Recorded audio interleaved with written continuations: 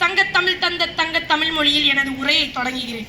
விருதுநகரின் வீரனே, வியக்க வைத்த விந்தையே, பலாயிரம் பள்ளிகளை திறந்த பகுத்தறிவு பகலவனே, ஏழைகளின் துணைவனே, மத்திய உணவளித்த மனித நேயமே, கரை வெட்டி கட்டிய போதும் கரை படியாத கைகளை உடையவரே, உலகம் போற்று உத்தமரே, அவரே எங்களது காமராஜரே.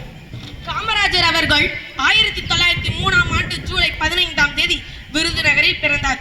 இவருடைய தந்தையின் பெயர் குமாரசாமி, தாயாரின் பெயர் சிவகாமி அம்மையார். இளம் வயதிலேயே காமராஜர் அவர்கள் தனது தந்தையை இழந்து விட்டார். இவரின் இயற்பெயர் காமாட்சி. தந்தை இழந்த பின்பும் குடும்ப சூழ்நிலை காரணமாக தனது மாமாவின் துணிக்கடையில் வேலை செய்தார்.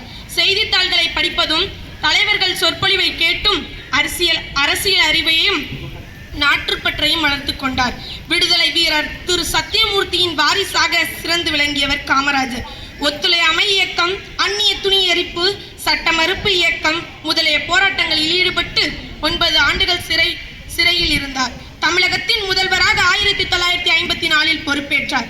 கட்டாய கல்வி, இலவச மதிய உணவு திட்டம் என பல திட்டங்களை உருவாக்கி ஏழைகளின் கல்வியில் முன்னேற்றத்தை ஏற்படுத்ததால் கல்விக்கண் திறந்த காமராஜர் என்றும் அழைக்கப்பட்டனர்.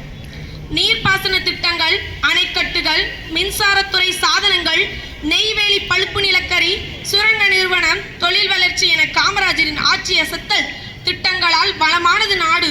இதனாலேயே காமராஜரின் ஆட்சி காலத்தை தமிழகத்தின் பொற்காலம் என்று பலர் கூறினர். 1963ஆம் ஆண்டு அகில இந்திய காங்கிரஸ் கட்சியின் தலைவராக பொறுப்பேற்றார். லாலு பகதூர் சாஸ்திரி, இந்திரா காந்தி ஆகியவர்களை பிரதமராய் அரியணை ஏற்றி தான் ஒரு கிங் மேக்கர் என நிரூபித்தார். கர்ம வீரர், படிக்காத மேதை, ஏழைகளின் பங்காளர், பெருந்தலைவர், தென்னாட்டு காந்தி, கல்விக்கண் திறந்த காமராஜர், கிங் மேக்கர் என பல சிறப்பு பெயர்களால் இவரை அழைக்கப்பட்டனர். காந்திய நெறியில் வாழ்ந்த காமராஜர் அவர்கள் 1975ஆம் ஆண்டு அக்டோபர் 2ஆம் தேதி தன்னுடைய 72 வயதிலேயே காலமானார். 1976ஆம் ஆண்டு இந்திய அரசின் மிக உரிய விருதான பாரத ரத்னா விருது அவருக்கு வழங்கப்பட்டது. மனிதருள் மாணிக்கத்தை கல்வி கண் திறந்த கடவுளை காலம் முழுவதும் நினைத்து போற்றுவோம். இருளில் இருந்து வெளிச்சத்தை காட்டுவதே கல்வி. கல்வி கற்பது தவம். அதை கற்பிப்பது வரம்.